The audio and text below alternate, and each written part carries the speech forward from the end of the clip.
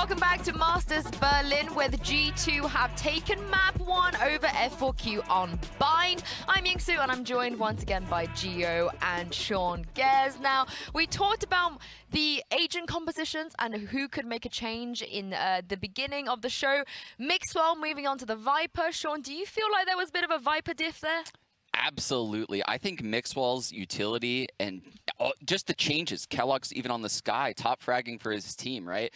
Previously, Mixwell struggled a little bit on the Sky in the matchup. This time around the Sky diff was huge because 5K, again, only 5 kills in that game with the Sky. I hate to do it to him, but I mean, the difference between those two players was just insane. I have to say, I really love the way that Mixwell used a lot of his utility as well. He had some really creative Viper's Pits that he liked to use. You know, we saw him use it on the defense over in showers to deny that area to the attack of F4Q, but also on the first half, you know, when they were setting up a post plant, he uses it basically in U-Hall to deny the access into the defender spawn, and it basically meant retakes were completely impossible for F4Q, and they really struggled with maintaining the control of the A side as a result. Yeah, and you mentioned the ult in showers. It's not just that, though. It's the Viper wall that could cut all of B, the entrances from Hookah and Long, or the Poison Orb on short A that operates as a one-way. When you're a Viper and you have your ult like that on defense side of Bind, you have full map control.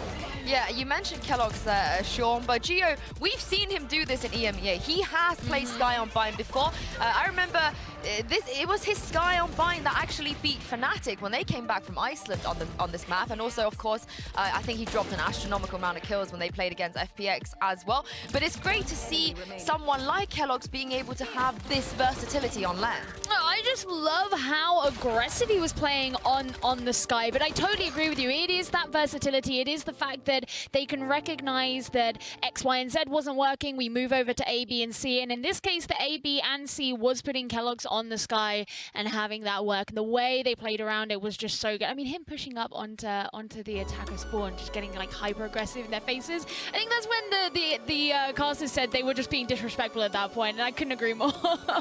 Yeah, it seemed like at some point in that game, G2 just knew they were taking it, right? The Sky ult coming through the teleporter with the guiding lights and the shower pinch. That was so sick to almost close out the game.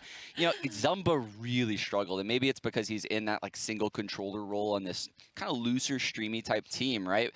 And I think, you know, the lack of the second controller really hurt them there. Sean, do you feel like maybe G2 5-headed big-brained this? Because, you know, we do know the kind of things that Viper can do against the comp that doesn't run Viper, and they probably knew that F4Q weren't going to whip it out, so why don't we whip it out? Yeah, and this is what we were referring to in the pregame segment, right? When you're on the losing end of a map and then you have that rematch, you're often the one to make the changes, right? But when you win, you're not really willing to make the sacrifices to do the comp change and give a totally different look, because then you could feel like, you know, you'll feel really stupid if you lose that rematch. I just think that it was so clear how, I mean, yeah, we talk about the controller thing, about how much control they could maintain as a direct result of having her.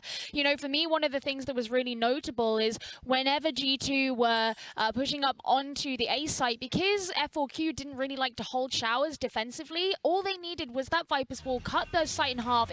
You basically had to force there to be a defender who was oftentimes 5K on the Sky to go up and play in Heaven, try and flash from there. Meanwhile, there's all this kerfuffle happening in U-Hall because they want to be taking that control, and it just meant that the resources were not necessarily as evenly or effectively allocated on F4Q's side as they could have been. Yeah, this is a bit of an updated head-to-head here, and Sean, Kellogg stepping up when it matters. That's what you want to see. Yeah, absolutely. And there was a couple rounds actually on the early first half where, you know, the trades went in F4Q's favor, particularly one in U-Hall where a judge came in, got 2 frags, and he guiding lighted into U-Hall and got the double trade. There was some massive plays by Kellogg. I think his utility usage on the Sky was really, really solid. I don't know. I mean, I totally agree. I thought it was fantastic, and it's really nice to see because, you know, we spoke at the start about how Bind, this was the map that worked really well for F4Q. They clearly feel very comfortable on it, and that table has very much turned. Yeah. And now I'm wondering, you know, you were saying at the start if they do go to a map 3, oh, I think F4Q could take it. But after that map, would you even still think that's gonna happen? I mean, I definitely don't think it's likely. I think G2 takes this series 2-0, but what we just saw, you know, that rematch thing, this is why I say preparation is so key in VALORANT. And what G2 did by changing up their comp is they took all of the preparation away for F4Q. Now, does G2 change their comp on a map they blew them out in the last series? In the previous series, they won 13-5 on Ascent. So the team that's going to make the changes coming into Ascent, that's going to be F4Q. I mean, we already spoke about it in the pre-show on Ascent. When it comes to that Reyna pick, I know, Sean, you're just not a fan of it. What would you like to see 5K pick up here? I'm not sure exactly how he could kind of maneuver into the comp. I think a second controller would be good. I think, you know, Efna, he's typically on the Sentinel, so I don't know. I don't know what they're looking for in their comp. It's not like I dislike the Reyna pick. I just think he didn't have the right utility usage, and he wasn't taking the aggressions like he should be. Yeah, I mean, it's an interesting one because Bunny's obviously going to play on Raze, but I wouldn't hate Bunny moving over to Jet and then maybe having 5K again go on the Sky. I guess it's still a bit of a risk because he hasn't shown up tons on the Sky today. But I am also in the camp of not being so huge on him on the Reyna, and Ascent has definitely been one of those maps which historically hasn't been his best on Reyna, so I don't know. Yeah, I mean, Sean, you know, you spoke about the changes that they could make to turn this around to cut the opponent's operation preparation off. Would you want to see that from F4Q, maybe throw G2 off a little bit? I would. And yeah, so you can see their pick rates on these agents are pretty much 100% across the board. So that is likely what we're going to see. But what we could see as a change would be an additional initiator or an additional controller in 5K's role, right? Those are the only things that really make sense for him to change into.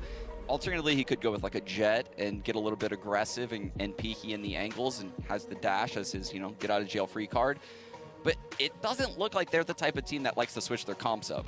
No, it doesn't. But we're into the Prime Gaming agent select now, and so far Geo is expected from both sides. Yeah, I mean, Avova was hovering over the Omen, which had he gone with that, it would have been the only change that would have been made. Well, okay. There we go. I was going to say it would have been the only change that was going to be made, but no, 5K has decided to go onto the Sky. This is something I'm happy to see, and as much as we kind of give some jabs on the fact that he did only get 5 kills playing the Sky on that last map, I personally think that his maneuvering towards playing this initiator role more so than the Reyna is overall a good one. Absolutely, and these initiator roles are so different, right? 5 frags on Sky is a lot different than 5 frags on Reyna because you have the guiding lights to help your teammates, you have the Trailblazer to open things up, and the Seekers are coming online time and time again when you play this Sky, right? And you have the heals. So, I mean, she has just such an overpowered kit right now that it's silly to not pick her. Yeah, I mean, the thing with the Reyna is Reyna's a very selfish agent, and if you are not capitalizing on that for yourself and your own stats, she's probably the only agent you can look at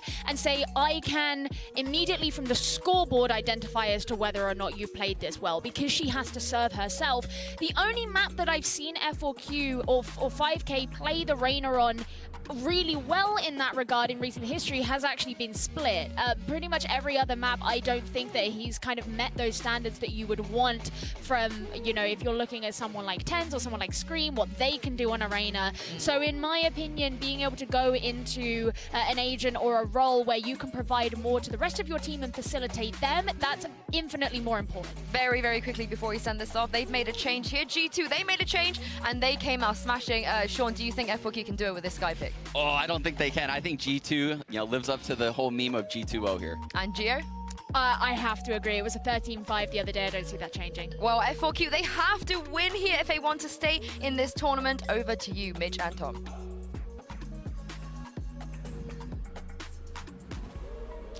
Well, it's time to jump into map number 2, and as the desk painted the picture last time around, it was not a very good game for F4Q. No. But hopefully this time around there's going to be some change to that. Bouncing back from a map like that's never going to be easy, but we have seen it time and time again. The teams can do this. Yeah, for sure. I like the fact that we've got 5K switching over to the Sky. I'll be honest, his Reyna, I think he's played 2 maps so far in this tournament, sub 100. ACS, so it was basically worthless. I don't want to be harsh, but well, I am being harsh. But it's not been good for him. So to see him switch over to the Sky, it's been better, but we still need a lot more from him individually. And just as a whole, they got bodied on the last map, and now they go into one where they don't have anywhere near as much success. Yeah, I don't know if there's a good way to spin a sub 100 ACS Reyna. To be honest, maybe someone out there is a more positive person than we are, Tom. But as we look towards this push, G2 are actually getting shut down to start with. Mixwell falling. Flash is going to be far removed from the rest of the round, but so are a lot of the F4Q players with the man advantage sitting in their favor. Nukia is just sitting all the way back inside of B main, letting them walk through to try to take the fight. And interestingly, he walked up, he walled off spawn, and then he runs right back to cover this flank and play what is a very nice reaction play off Coldamenta's contact.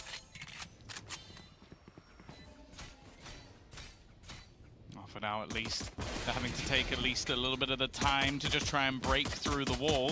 They have managed to smoke off Nuki, but the fact is, he's still just going to be waiting on the edge. You can hear the footsteps, and a lot of time has gone. Coldament is going to fall, and now his teammates are actually getting pincered. He needs to come in on a flank, almost baiting his team a little bit here. Nuki maybe can win the round. I don't think they'll mind. He's going to stop them defusing the spike, and I think the time's too far gone. It's going to be incredibly close with the defuse, but they haven't got it. It's not happening this time. Nuki might let his teammates die, but he will still come in with the Red Bull clutch. Yeah, that really quick shot that he hit onto the diffuser, they had to dive on it straight away, and unfortunately the player going for it was Zumba, who was already so low from the 2 kills he found earlier. That's a 1-0 for G2 and a start that F4Q really did not want to give away to their opponents after the devastating scoreline in the previous map. Even a pistol round could be so important for them. Yeah, especially when you consider last time they just got boomed by the side of G2. Like, it was a very, very rough map for them. So, yeah, anything they could have got would have been great. Instead, they're actually going to just take a full eco. Nothing invested. Just try and make sure that their next round buy is going to be as good as possible. You can see G2 fighting for some of the early orb control. By the looks of it, they're going to go straight into A, which is stacked. Yeah, but stacked up by Classics shouldn't really be a problem, and Kellogg's is certainly playing the confidence style we saw from him on the previous map. This time, he will be punished, though. 1 weapon dropped already. F4Q just want to find another kill, but they cannot. And what could have been a little bit of impact for them, a dent in the G2 economy, turns out to be a pretty clean round for the attackers.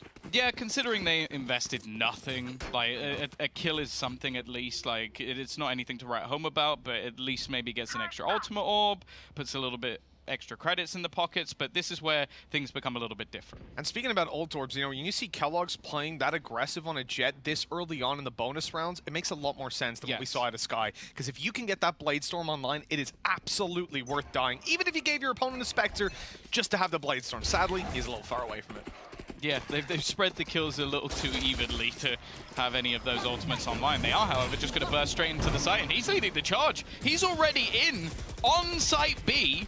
And I don't even know if they realized it, but Esperanza, it's a whip! He does manage to get away with the kill. They picked the wrong angle! I think they thought he was in the corner. That's a huge mistake from G2. Coldamenta at least puts 1 in the dirt, but with the flank coming through fast, the spike at least on the site, but the second they attempt to plant, they know they're going to go down. So Kellogg's just attempting to do as much damage as possible. And Coldamenta, hey, he's made it costly. Can he do anything more? No.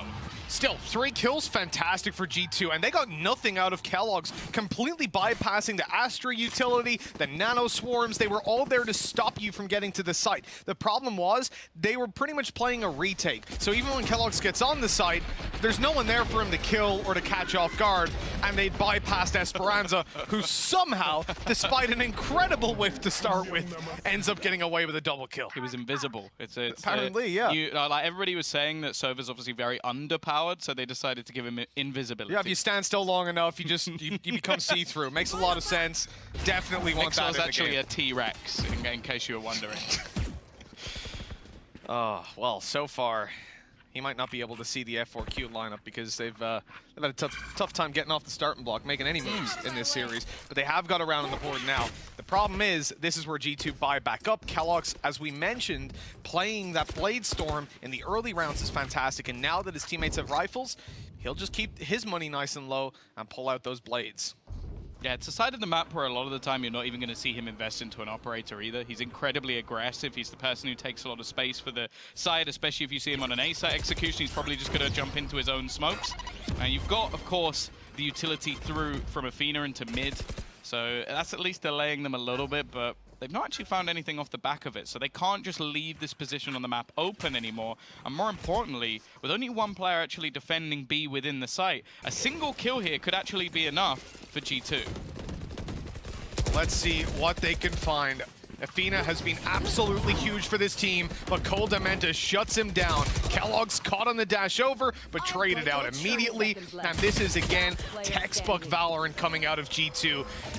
F4Q having all the weapons they could possibly want, and, well, they only get the one kill for it, and that was onto Kellogg's, who had a Sheriff and a Bladestorm. I still feel like F4Q had a lot more information there to at least rotate one more player in. Sure. Like, to leave it onto just your Killjoy within the back of the site, like, especially against a Bladestorm, he's screwed. Even if he manages to somehow pick Kellogg's out of the air, he's then got to swing back down to the player. And sure, it's a good execution from G2 using that to their advantage, but I almost wanted Esperanza to actually go into the site and help his teammate rather than just being like, oh no, I am smoked. Yeah. I will sit here and wait. The synergy is something I love, though. The fact the second Kellogg's updrafts on the site, Cole Dementa is swinging. One of them will get that kill. I imagine how hard that is for Athena to hit B main and then immediately flick above the switch. It's not going to happen the majority of the time. And then, sure, Kellogg's goes on the side and dies, but is traded immediately. He technically, you know, scoreboard analysts would say he did nothing in that round. But in fact, he was the key player despite getting no kills and I think no damage, actually. He was the distraction. Right? Exactly, yeah. Someone has to do it. That's my role. Oh, no, you're just spamming a wall with an OG entire half. It's a distraction. They can't hear the steps. Now, Zuma, he's inside the smoke on the other side, but only with a classic man. If there was any other weapon, anything, even a shorty, he would have ended up with a kill there. Yeah, it's unfortunate. It's not a bad play. Spike planted. Well, he could have probably tried to walk through. I love he waits till the second the door's down and it's like, I now want to be there. But yeah, especially in a round like this. The remaining two players do look like they're just playing for exits. I have a... yeah. I was thinking there is a very small world where he somehow manages to get past before Mixwell actually throws the flash. But instead, 4-1, G2 keeping things very clean once again. I'll be honest, even though the scoreline is not that far apart, I'm very worried. And with the Prime Gaming Flawless coming through, like, the financial state already of G2 is going to be in a very good spot. That was a gorgeous little spray down. We have to say, you know, Prime Gaming Flawless is fantastic, but the other rounds that they've had, they've lost like one player, and even then it was like Kellogg's who had used his ultimate, so he didn't even buy a rifle. They have so much money on the G2 side. Look at the credits. They're stacked high, considering they're fully invested. Now, the only thing is, F4Q have got Bunny on his ulti. Showstopper's available, and that could be a huge difference maker. Obviously, we know the impact that a lockdown can have in retaking the A site. They might not even need to retake it if G2 decide to go towards there and run into the Showstopper. Yeah, for now at least, a bit of a slower round from G2. They've gone for quite a few quick executions, bypassing a lot of the utility. I like the fact that F4Q have decided to take a little bit of extra space and put themselves in a spot where they can at least lock down some of the portions of the map. The fact is, though, G2 have been very methodical. They have a lot of agents that are able to find them information before they go pushing through. They also have Kellogg's, who will just go walking through, and it's actually a bit of an awkward battle. He's going to get, or he's going to lose that opening duel. Out of the charges. Yeah, this was the little bit of a lurk play. The problem is Nukia can get the res in if they gain control over the site. Zumba in with a double, but with Kellogg's brought back online, they're not that far behind on the G2 side. The problem is they have to split in through middle. They've got to meet up as a three-man and then deal with these side players. But F4Q are bunkered down and taking the fight beautifully. Esperanza pretty much guaranteeing them this round, and there it is. A second for F4Q, and this was one they desperately needed because they could not allow G2 to just run away with the early half. I like it. Decent adaptation, switching Killjoy over to the other side of the map, having a supportive player there in Aspect, and then also taking some control. Like, not just allowing a lot of these positions to be given freely over to G2, because B main hasn't really been a point of contention. I also don't think that anybody on G2 expected them to be that far forward. So, decent round for F4Q. F4Q. Again, though, I sort of consider this as, okay, they 3-man stacked B, they got aggressive, and it worked. Is that something that will work consistently? We'll have to wait and see. If Kellogg's was expecting the ludicrous play of jumping up on top of the switch, I mean, you can't really expect that, because why would someone do that? But if he caught that kill, they lose the round, because it would have been an easy mid-split, still would have had Rez online, and you wouldn't have been able to isolate the duels on site, because timing wouldn't have been as off. That was a good round from F4Q, getting it on the board, but I need to see something more concrete. I know the round was sort of convincing, so it seems odd, but it's in the setup, and it's in the fact that there was such a small crack there to be exploited, and this is the problem. Now that 5K is down, you've just got a completely isolated Zumba, but G2 aren't even looking to go towards the B site. Athena finds that out by taking down Kellogg's on short. Yeah, good couple of kills. They managed to catch Nukia on the top of the wall as well. Coldamenta, I think he's been spotted around this area, being caught out by some of the utility that was left there by Athena. And now, as they try and push into the site with the ultimates currently available for F4Q, this is going to be a really tough take, and they actually don't expect Esperanza to be here. Mixer with a flash in hand. It has fallen flat for G2. This looking like a good round for F4Q. 4 players survive, and they have their 3rd onto the board. Bunny pops the showstopper when there's 3 players rushing towards the site, and he gets the last kill of the round with it. That was a little bit of a disjointed push from G2, and it's funny because we haven't seen that from them over on the previous map. Now looking a little bit shakier, but you have to give props to F4Q for shutting that down, for crunching in on that push.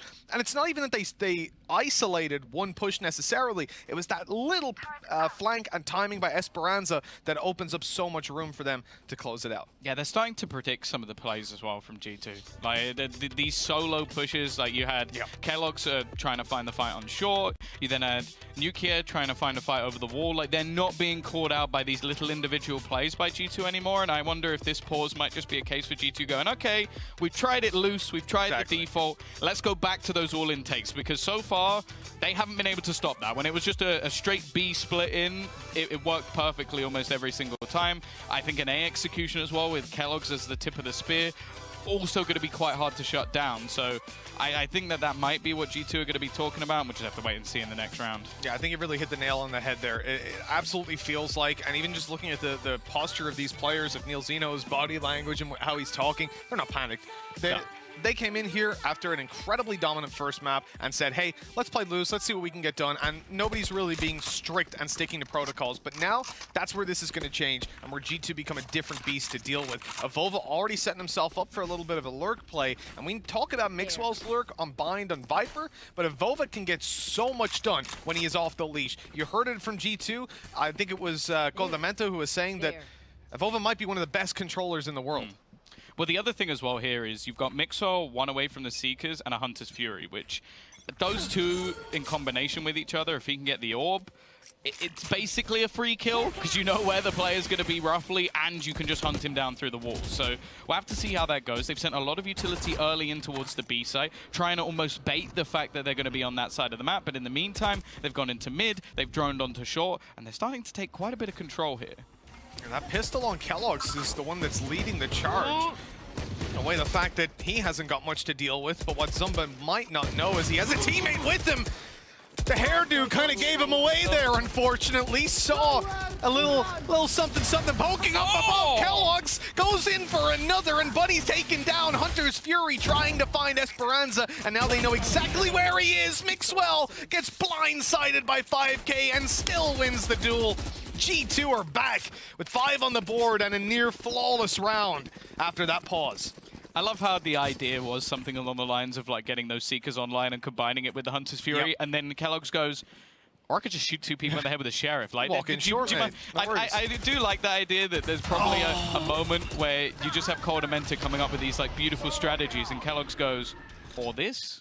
I think Bunny got blinded, hit by a Hunter's Fury, and shot in the head by a Sheriff, literally in the same second as well. Like, that guy he did not have a good round. Yeah. He was taking it from all sides on that one, unfortunately. Not much he could really do. G2 looking good in that round, and the question is, do F4Q have an answer now? Because their economy is kind of in the dumps. Look at 5K. He's playing this one with a Spectre, and you're having a Judge pulled out by Bunny. And look at where he's using it as well. Wait, Bunny has a Judge? No way. Oh, you're nasty. Absolutely nasty. I also like the fake smoke as well. It's just going to make things so much worse for him as he goes peeking through. Kellogg's another entry, but the trade's coming back thick and fast. This duel is everything, and Kellogg's is on this round. Turns it into a 2 versus 2. Has to try and retrieve the spike, which he will. 5K actually taking a bit of a swing here, and well, he can't afford to go down. And they're both so low here. All that F4Q need to do is group up and take these fights together. 5K on 30 HP. Surely not about to swing into that. Now it's a 1 versus 2, and this becomes so much more winnable, especially because as they get this plant in, Kellogg's has his Blade Storm. Oh, they might not even be needed. The flash confirms exactly where Bunny is. And nade in hand, though, Tom. This could do a lot for Bunny. If he can land the nade in the right place on either player, that is a guaranteed kill in the he had the idea, just literally 0.2 of a second. And he would have actually spotted, but I don't know if he would have been able to correct to hit the shot anyway, but that is just heartbreaking. And again, it's a round that actually starts off pretty well. Like a lot of the duels going the way. I think Athena finding a couple of kills here and there. But it's just the timing of the swings. I think spotting the player in mid, that gave 5K the full sense of security of like, oh, okay, I've seen him in mid. I can walk here quicker than he can run all the way through. And instead, Mixor was just like, well, I'll just wait here then. A guy that desperately needs a shout out because I've heard so much criticism when it comes to EMEA and EU in particular is Kellogg's. As a Jet, sure, he doesn't typically put up the same numbers as someone like, let's say, CNED, but you see the value he's bringing to the team. And in that round right there, that's Kellogg's round. The fact that he gets so much space on the A site, that's why 5K is even going towards B at the end of the round without Bunny, because Bunny is still paranoid about this Kellogg's guy coming up behind and taking them down. A lot of utility burned up to start this round out, and F4Q have fully rotated into position. They've got weaker weapons, but they're going to have 5 players on A. Luckily, G2 aren't going to commit. Yeah, we'll just look at Kellogg's again. He's already making a sneaky play through in towards the B site. There is going to be the rotation coming through from Athena, and he will make it into the site at least, but again, it almost looks like it's going to come down to this solo play. He does have a little bit of support from Esperanza, and for G2, there's still a lot of time on the clock, so they don't really have to take too much of a risk. Instead, they're going to use the Cosmic Divide to section off these angles, and you can already see Coldamenta attempting to try and watch the cross, and this time, they will check the angle on the switch. So good, man. Oh, hello. And goodbye. The timings, the understanding of the utility cycles in play for G2 is absolutely beautiful to watch. We get another Prime Gaming flawless out of this team. Sure, they weren't against the best of buys, but the fact that they bait out the full rotations to the A side, they move back. Now, at the start of the round, Coldamenta had used up his recon arrow. Then he swaps it over, waits, the 40 seconds, 45, for the rotation to come from A, the fake, the rotate over, and as the team gets there, his recon is back online. All the cycling utility is ready to go for this execute, and F4Q are only just arriving back on the site that they'd abandoned, thinking they were about to get an A play. You don't see that from a lot of teams, and I'm loving it from G2. We've seen it since the very start of this tournament, but this series in particular, I feel like they are so much more polished. Yeah, they're also doing incredibly well just to bait rotations. Like, sure, that was a pistol round, but we saw it in the round before as well in the 2 versus 2. Just pull players into the spots. The slow's going to hold them back. It's not going to connect with the knives, but then luckily, he's got a rifle to play with as well. And actually, we don't see Athena peek off the turret. Maybe they weren't expecting to be here because I don't think he was spotted on the cross. Oh, it's such a good play by Athena, but they don't push afterwards, so of course he comes out to mid. He's trying to hunt them down, thinking this is another fake, like the last 2 rounds we saw, that they would pressure B and go back to A. And he made the right call, because that's exactly what they're doing. But it's Kellogg's feeling the freedom to sit there and say, hey, they're going to push me, they're going to take space, and if they don't, oh, cool, I'll just flank them late in the round. And he might still be doing that even after catching them. But that's the thing. He could even just run into the B site and die at this point. Yep. And if he holds an extra player over, that's enough. Oh, the cycling utility we've talked about, that wall's about to break. As they push into the A site, that's where all the attention goes towards on F4Q. The wall breaks, and up comes Kellogg's behind. They've won the round already. Oh, 5K! Okay, that's beautiful. But then the flank comes in. It is the safety net, the security that is constantly there, and it feels like G2 are thinking about this game, thinking about this map on a higher level than where F4Q are at. Yeah, they're pulling the strings, I think is the best way to put it. They're leaving players behind in every single lurk.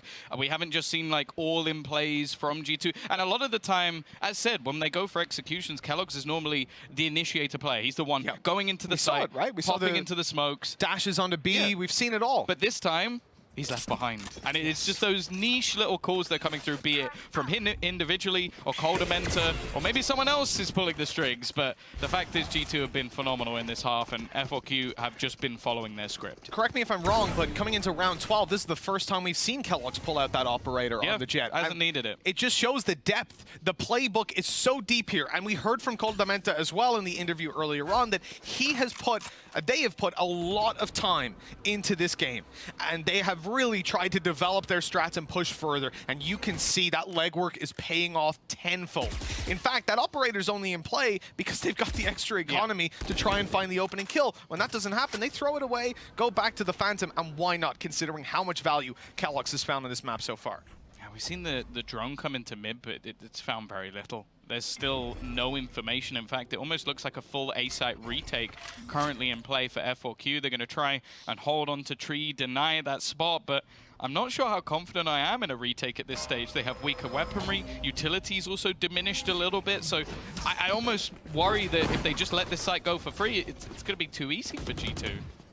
Yeah, it may well be. I mean, that lockdown, I think, has been online since round 4 or so, and F4Q have not had the opportunity because retakes haven't really existed, bar that one that we saw at a 5K, a 10 to 1v4, and the flank came through. Now, on this one, they're going to throw everything they've got on it. There's a cosmic divide to work with, but as soon as they try to get into position, there are 4 players here to crunch in. Mixwell leading the charge on that, and this is looking disgusting. F4Q not really having a chance. Surely Nukia still with a res to play with. He goes down, and now keloqz needs to do it all. Maybe a little bit too much bravado out of G2, and an opportunity for F4Q to take it, but once again, the safety net of keloqz comes into play. 9-3 at the first half. And look, I saw Ocelot tweet out after their last game that I'm pretty sure it was their last game, where he said like, oh, we wanted 8 rounds. We didn't want 9. You want to avoid that 9-3 curse. Maybe this could come back to bite them, Tom. I'm not too sure. Yeah, we'll have to wait and see. I would say I'd be very surprised at this stage with how things have actually been going in this matchup, but you know what? G2 looking unstoppable. F4Q, they need a miracle. They need a curse. They need something. They absolutely do. And once again, to break down G2's spectacular first half, we've got Balla standing by. I'm really glad we have a couple of casters to curse right there, because that, in my mind, is going to do it. We'll never know. You never know. Maybe this breakdown will do it too. Let's take a look at G2 and their a little bit of versatility they have on Ascent, and some adjustments that they made with the Vova and how they basically can take any point at any time. Let's start with looking at where he places stars, one on spawn in B and then one also on tree. That kind of indicates that you can go either direction down the line, but also pay attention to how they start off the round with Coldamenta and the Sky Mixwell inside of B, right outside of B, and then over here you have keloqz and Nuki getting ready to take a main after the control the initial juggles go. So let's roll it a little bit just so we can see how that happens. And I think this is kind of one of the themes is F4Q did not really maintain control of either. Pause it right here. Oh, just a little bit further back. I don't know if we can. Either way, A main, yeah, there we go. A main, not contested. B main, not contested whatsoever. There's even posturing here, a star that shows, hey, we don't really want to fight for this area. The only real thing that they're trying to maintain control of is mid with the alarm bot and the star. So let's roll it from now on and show a little bit more advanced in the round when G2 decides they want to go somewhere else. Pause it right here. We see that Coldamenta starts to pop his drone up towards mid. That's the cue for keloqz to go up, and at the same time, Avova smokes right here. These stars are still here, and then also there's one added in top of mid. If you're F4Q, you really don't know which direction they're going to go at this point, and there's still a lot of time in the round. So roll it a little bit more. We see keloqz gets control of mid by breaking the alarm bot and popping the star. That's a gravity well that's supposed to pop off of the alarm bot. Pause it right there. And note that Zumba's really, really fast at getting that off, so you can't sneak by it at all. And we also have a little bit of information popped. But this smoke now denies the information for Bunny, and G2 can do whatever they want with this round still, because F4Q has fallen even farther back. The one map control area that they had, they now no longer have it. With the alarm bot gone, what can you do? All right, let's continue to roll out the rest of this clip and show how Mixwell, it's a nice little flash through the window. He comes out, breaks a little bit of utility, but also the turret.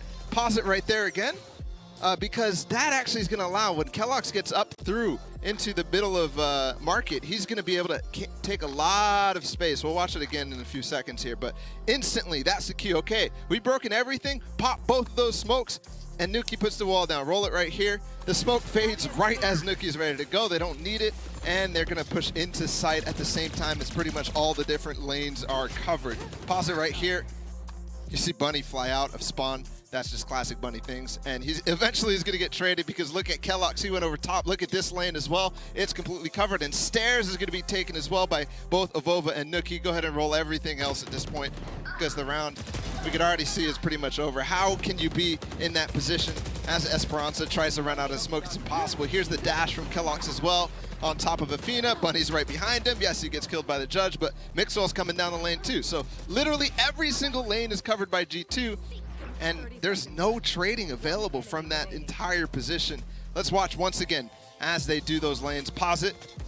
This is what good timing looks like. When you have so many players pushing the 2 lanes that you need to be covering, all the angles are being shot at the same time, and there's really no escape for any of the players. That's pretty much it. That's how the round ends up working, and G2 looks really, really strong today, much stronger than any of the opening matches that we saw. And I think that, you know, all the matches they're playing against Sentinels, the last one against F4Q, really puts them in a good position the rest of this group. Thank you so much, Bola. Seeing how strong G2 have become in just a matter of days makes me think of some of these other teams like Supermassive Blaze that we haven't seen for a little while. You know, these guys, they're sat back there. They're working on the strap book and deepening it up. And you can see series to series. So we are thankful enough to have a direct comparison of G2 in this series the first time, and the second, they look a whole lot better this time around. But maybe F4Q can dig deep and pull something off here on the attack to get us all the way to map 3, where Sean said earlier that he could see it going F4Q's way. Yeah, we definitely got to get there first.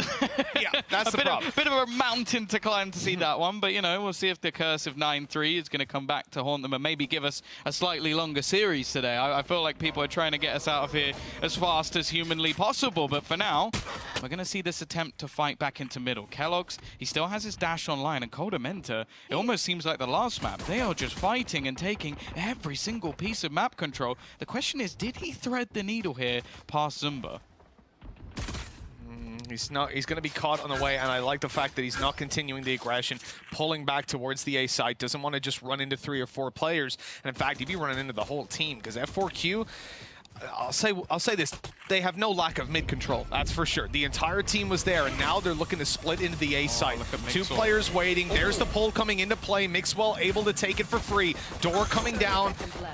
It's going to be destroyed. Oh, no, it's not. They're coming back. Avova catches them. And look at the deep push that's come out of Nukia, with mid being held by keloqz as well. They've got this one crunched down on as F4Q continue forward with a man disadvantage. And Nukia, he did this in the attack pistol, and from the same position, he's able to do it here on the defense pistol. Oh, so clean as well. Again, it just looks like F4Q are just playing G2's game. Like, they're being pushed and pulled, like, moved in different directions, sent back into another player who's just ready and waiting for them to try and hit the shots. G2 are playing a great game, and honestly, F4Q, I just don't think they've turned up today. Yeah, most definitely.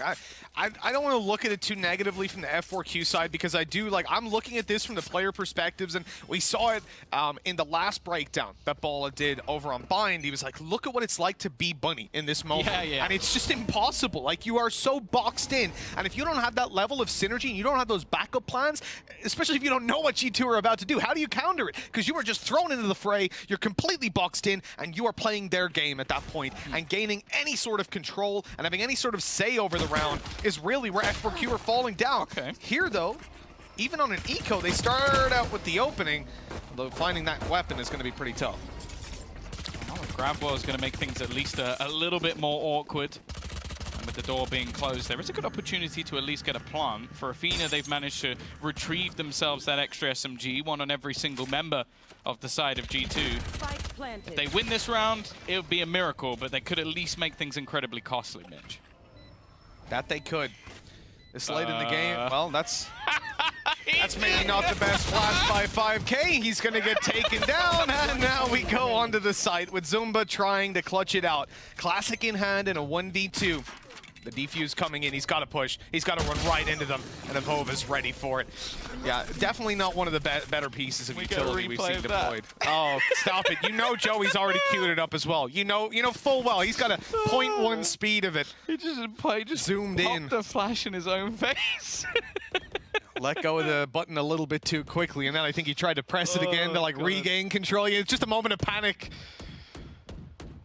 I don't think it would have been much of a difference maker. At most, he gets 1 kill out of it. Like, it's not a bad round for F4Q. They made that one very costly. The only problem is just the position they're in. 11-3 down. Sorry, Tom. Have our replay guys become less toxic? We didn't get a replay, but let's go. It's because I said that I wanted it. Oh, okay. If I say I don't want to see something, then it's already in the works. So we need to stop saying, please don't show us that, because then that just it makes them show us we've it. got okay. We've got a mind game production. That's what we got to do. 300 IQ. Well, at 11-3, things are looking good for G2. This is a bonus round with double marshals, not something you'll see all too often. A blast back play into side, and Bunny bringing that flashy play through yet again. You love to see. I don't know, how does he even get there, man? Teach me. Some guy watches too many Flights videos. Hell, maybe Flights watches his videos. For sure. Let's be real here. Yeah. Bunny. I agree with him. I think he is that best raise, but can they hold on to this? Now, this is not a good purchase at the moment for G2. They basically just invested into a couple of marshals to try and make sure they had something to fight with in this round. A retake, though, seeming almost impossible, and I wonder if this is just going to become an opportunity to try and make things really costly, try and catch them on the X's. They've got 4 players now pushing up to the top mid. They have absolutely nothing to lose, so even if they exit through another angle, they can just die to the spike, not give any ultimate orbs over, and they'll have a purchase into the next round no matter what. Oh, they're all coming, and they've no idea that Nuki is this close already. He's going to be able to shut them down for a quick double. Another kill coming in for Kellogg's. The round's already lost, but it's about damage, and there is plenty done. F4Q win the round, but get out with absolutely nothing. Yeah, to say that's a win for G2 would be an understatement. Like, the round may go the way of F4Q, but the fact they've lost every single weapon and now G2 can actually look to come up with a purchase of their own.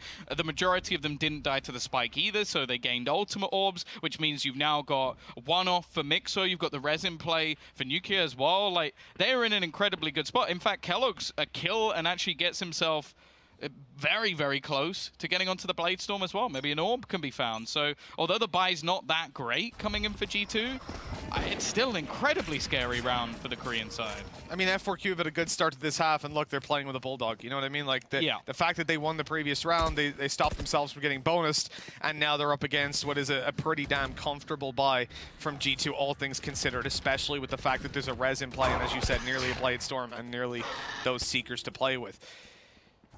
This is going to be one of the toughest comebacks that F4Q have faced, and we heard before, you know, they're not used to losing in the fashion that they have so far in this tournament, and this is definitely the weakest game that we've seen out of them.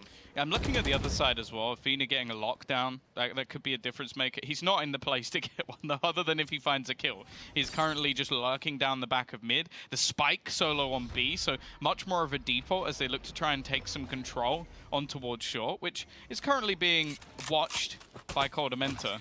Fact is, though, I have a feeling they might be about to try and pull back a little bit off this spot as Bunny is almost just trying to sell this a bit in that direction. G2 decided to give up all mid control. Evovo was playing here in the early round with a Spectre, so they knew that they were going to have a potential crunch on the B side, and that's exactly what's coming in. F4Q moving towards the backside, but there's 2 players there. Mixwell primed and ready with the flash. Gonna blind up his teammate. Unfortunately, Kellogg's now kind of stuck. They know that he's here. He's going to go down to the... Oh, well, he tries to pick up the rifle, but 10 seconds left. Plant needs to come in, and it will. No denial of that out of G2. F4Q look like they're about to get around on the board. Evova rezzed up could make a difference, but the flank that's on its way surely will close this round out, and there it is. And wait for it, Tom. They got 19 health. And there it is. We get there in the end. And for F4Q, they actually bait out a res from that. So, yeah, they've got themselves back onto the board. It's still a long road left to get themselves back into things, but that was a much better round from them. Even though there were some decent ideas put through for G2, I like the fact that they almost allowed for a pretty decent flank by having their opponents break through the door. But, yeah, the majority of kills found, baiting a few players into rotations, and of course the weaker weaponry of the Marshall trying to hold on to the back of the site wasn't really going to work. So 11-5, but all in all, it's still a very long road. It was a hiccup as well. The fact that keloqz gets blinded by that flash puts them in a pretty tough position because then Mixwell's peeking by himself, and so many things that could have went differently. Now they take an eco, they're going to be happy to. Showstopper used. Bunny is, I mean, investing a lot into this round up against just pistols, but I guess that's how important it is to them. The judge tearing them apart. It does look like Nuki has managed to sneak out, though. They don't know that he's over towards the switch. Luckily, they've got an alarm bot watching for that flank. Realistically, with the current weapons available, I'm not sure how G2 really get anything done. They've also got a lurk holding back just in case they try and get away with any extra weapons. Nuki, though, has been able to find one, and they are looking to almost just try and lock them into this site. I'm surprised we're not seeing Zumba actually try and push in to help out his teammates, because as they try and escape, they're going to be walking into the remainder of the players. The walk back from Mixwell, though, leaves it almost impossible now for Avova, and I don't think he realizes that there's no one on the site anymore. Zumba there to close it. 11-6 for F4Q, and a clean-ish round for them as well. Yeah, this is the one they wanted. Again, very heavy investment coming out of them, but at the same time, I don't really blame them with the way things have been going. We move into the next round, though, and considering G2 only had pistols on the previous, it is a write-off. This time, though, they have a lot more to work with. Full util, full rifles, and then you look at keloqz with that operator in hand. I mean, technically not full util. They don't have a Tiger over on Mixwell. That's the one downside. He doesn't have the heal either. So, you know. Yeah, but you know, they have Nuki. They don't have the better heal. The heal of everyone. Yeah, there you go. Also, well, we'll see how the ultimates are actually going to play a part in this one, because the fact that keloqz has decided to buy into an operator may mean that they're expecting him to be able to get an opportunity. He's also gone quite aggressive in towards B main, just looking to try and get that kill and fall back. But there we go. We finally get the lockdown put into play. Right? The thing is, they can just sit at the back of the site. Obviously, that's somewhere that needs to be cleared. And actually, they've just walled it off. Just like, okay, we're going to waste your time. Now, it doesn't matter because Bunny is diving in yet again. This man is a judge main. Making it work, but Avova somehow has come out with a double. The Seeker's going to reveal that Bunny's down below, so he won't be able to surprise them. The nade up above, actually dealing a little bit of damage, but it's not slowing them too much. They're pursuing Bunny, knowing now that he's down below with a judge, they'll be much more cautious in taking that fight. Avova just holds for it. And now what do you do? If you're Esperanza, 1 versus 4 to try and clutch this one out. That started out well for F4Q, using their lockdown, getting Bunny onto site, and finding the pick. 30 seconds left. Didn't end too well. No, Avova, I assume he found 2 off the back of the cross. Like, otherwise, I'm not really sure where he managed to find those kills from. Also, the fact that Esperanza actually has himself the spike as well. It gives a small lifeline, but with him on the Hunter's Fury, I think they were basically just hoping, like, okay, if we get an afterplant, we have a good chance here. Unfortunately for him at this stage, it's just more important to save. Make sure that you keep that economy. They survived with 4 players in the last round, but G2 are now going to get themselves to 12. 1 round needed for them to eliminate F4Q from the tournament. That'll be done for the Koreans, and more importantly for G2, that will send them into the playoffs. Now guaranteeing their spot moving forward in this tournament. No shot, man. Come on. It, not only was it through the smoke, it was a pixel angle as well. He has no right to do that. Absolutely no right. And you know what the worst part is? And we've talked about these rounds before. Just those throwaways, the ones that you have to sit back and go, well, there's not much we could have done about that. How do you stop that from happening? You don't. But at the same time, 12-6, it's the worst possible time for it to be just taken out of your hands. Funny. Aggressive starting to mid. Oh, he's got to be careful. Yeah, peeking over the top. He has an angle over the top of the smoke as well, and it's almost too easy on the free kill. Jumping across a little bit risky, and it's done. No chance. Avova's actually pushing into mid as well. They're looking to try and shut this down, but he's caught. They got to be careful. Look at keloqz. He is sending it, man. These guys, they know that they've won the game. They're coming in strong and hot on the final round. And what could be, unless F4Q have got a big clutch.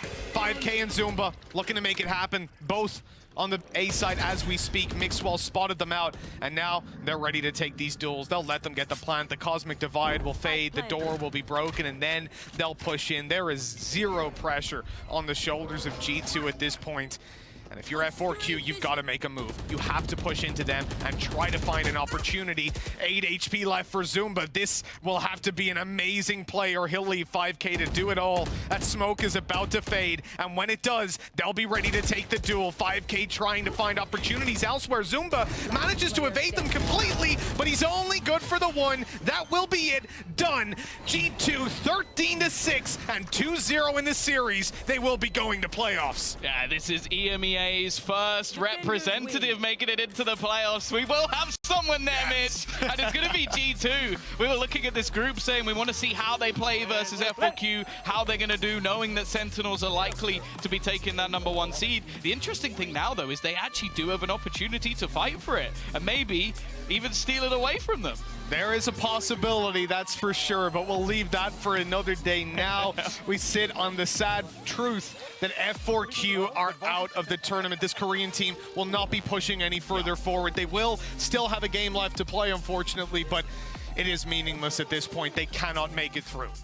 Yeah, it's an unfortunate truth, but they do come into a group with what is the EMEA super team, like people being picked up from different rosters to try and make their way through, even just to a Masters event. That was one of the goals for G2, I'm sure. Now they've made it into the top 8, which I'll be honest, from seeing the plain Carlos's tweets and, well, all the expectations of players like Mixwell who've been in the scene, or at least the esports scene, for an incredibly long time, I doubt the top 8 is anywhere near the goal that they're going for. But at the same time, well, let's be real. Did we expect them to be the first EMEA team getting through? Probably not. The hopes of Gambit Ascend, for example, were much higher. So the fact that G2 have managed to get there, and at least today, in very clean fashion, with a lot of adaptations and solid utility usage and synergy, I'm looking forward to seeing this team go forward further.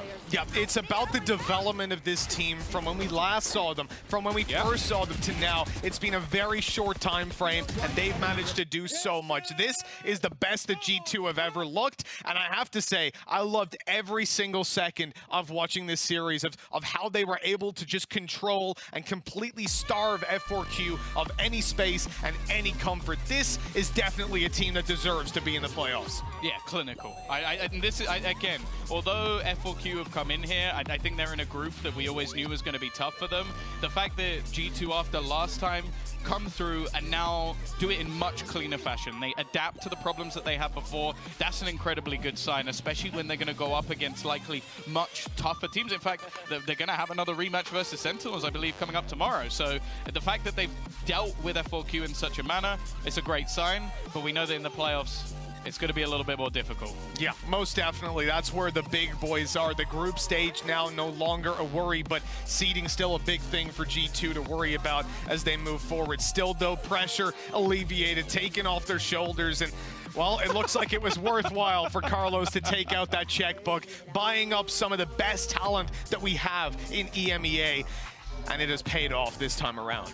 Yeah, for sure. As I said, they changed from having, well, basically a completely different roster, only one man left standing from the team that was destroying everybody in Europe for basically the first year of Valorant, making those drastic changes, bringing players in from the likes of Heretic, stealing them away from Ascend, and now making it to top 8 at a major tournament. This is a big move for G2, and as I said, it's going to be exciting to see what they have going forward. Oh, it most definitely will be. Yeah, we have enjoyed watching all of these teams, but F4Q, sadly, as we said, not going through. I'm going to miss Bunny. So am I, man. So am I. At least we So get good. one more game with them. We'll get to see Bunny blast packing around like an absolute lunatic. A man that said, you know, coming into the tournament, he was like, I think I might be the best Raze in the world. And after watching they this, didn't like, say think. He says, I am. the Sorry, best it was Raze full in the world. confidence. Full I rate confidence. And I'm with him now. After seeing what this guy can do, judge maining and still putting up the numbers, he's been a pleasure to watch, as has this entire game. So let's take another look at it in the Prime Gaming post map. There's a lot of energy on this stage today, Gio. They're both gearing up and getting fired up to go. I mean, they both know how important this game is. The stakes are not quite as high for G2, but for F4Q, you know, if they lose this, then, I mean, that's kind of it.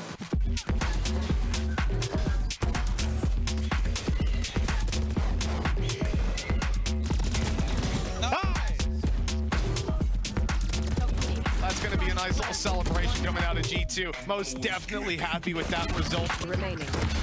I don't even know if they realized it, but Esperanza, if he does manage to get away with the kill, he picked the wrong angle. I think they thought he was in the corner.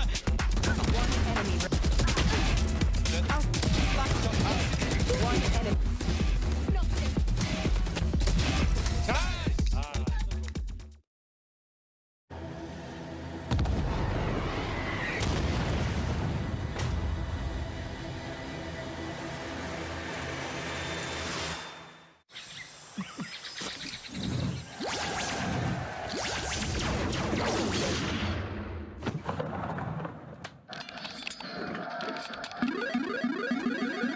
Red Bull gives you wings.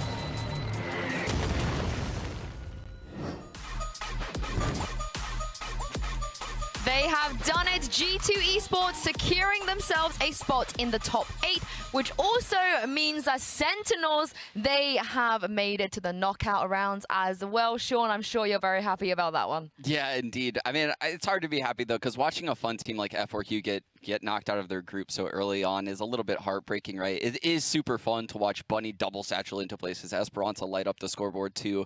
But yeah, it just wasn't in the cards for this event. I feel like the thing with F4Q that you can take away as a big positive is it looks like a team.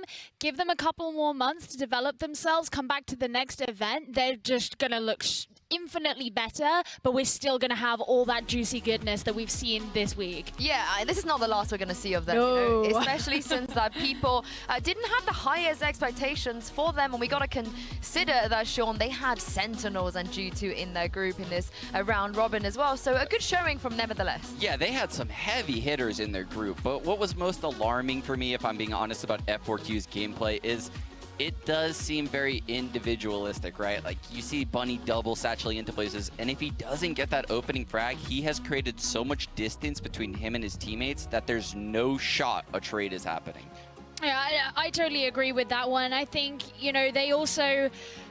They had quite a war of attrition when it came to them trying to take space. I mean, even when we look back at round 17, which was the round where they were playing into a pistol that G2 were bringing, they still invested the showstopper, they still invested all this utility because they knew they had to give themselves the benefit in their economy, hold G2 back.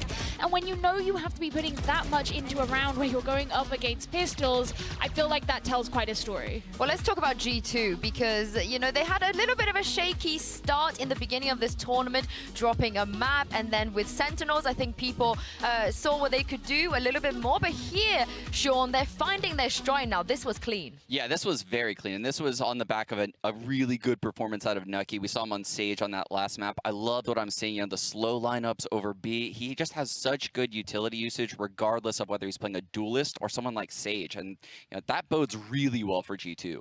Yeah, I mean, G2 still also did the same thing, which I felt they did on Ascent really well in their last series with F4Q, which was their trades are always so good. And I think it does come into what you were saying where F4Q are never quite set up as well to be able to do that, but G2 do it so well. The other thing as well that I really liked is just how effective they were at taking control, particularly in areas like Tree and Garden.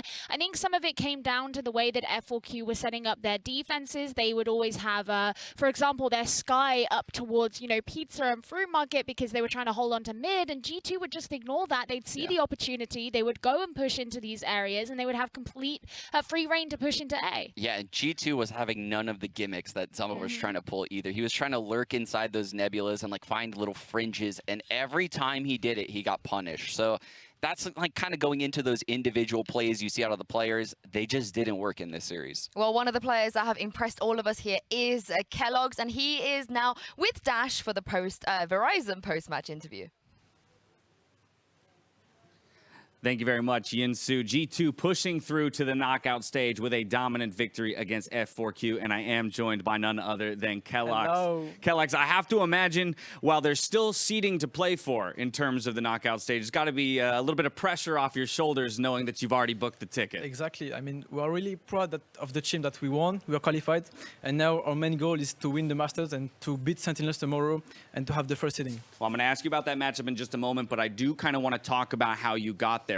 You guys find yourself in a very interesting group. It's the only group that had to play double round robin. Exactly. So did the team kind of discuss how you would approach the tournament differently than if you were playing in a bracket stage, knowing you'd see each team multiple times? To be honest, no. Okay. Like, we know that we're gonna play more match than the other teams, and we're really happy because they wanna enjoy the tournament, and it's really nice to play in like this event, and we just wanna play and win everyone and be the best. Well, let's talk then about this matchup here, the rematch against F4Q. Last time around, it was 2-1. And in fact, the map you dropped was bind. Yeah. But this time, a 13-3 bind. There were 2 agent changes, and I have to imagine that was a bit of it. You were on one of them. But what all really went on between the last time you met them and this time that you were so much better this time around? I think the last time we didn't adapt. Like, we know that they were playing slow. We was just pushing to them, and they stumped us. So now this time we watched the VOD, we knew what they was doing, and we just read them, and we read them like a book, and we won. There it is, still locked it up on Ascent as well. For you personally, first ever LAN event, and I think you've already captured the hearts and minds of a lot of people with some of your stylish play, but how has it all lived up to your expectation stepping onto a LAN event for the very first time? To be honest, the first time that I came here, like I was a little bit nervous, but thanks that I have teammates like Mixwell who has a lot of experience, and he helped me a lot, and I really think that we can win this event easy, and thanks God that we have Mixwell in the team. All right, well, if you're going to win this event, you're going to have to go through Sentinels to do it. You've already done what no other team has done on a LAN. You took 1 map, but next time around, I know you want to take 2 and get the win. So what's got to change? What's going to be different next time as you step on stage against them to make sure you lock it up? I don't know, but I'm sure that tomorrow we will win. I'm really sure about this. All right, he's promised us a show for tomorrow, but we still have more show heading your way in just a moment. Kellogg's, thank you so much for the interview. Thank you very much. We'll catch you again later. We're heading to a break. When we come back, more Valorant action hitting your screens.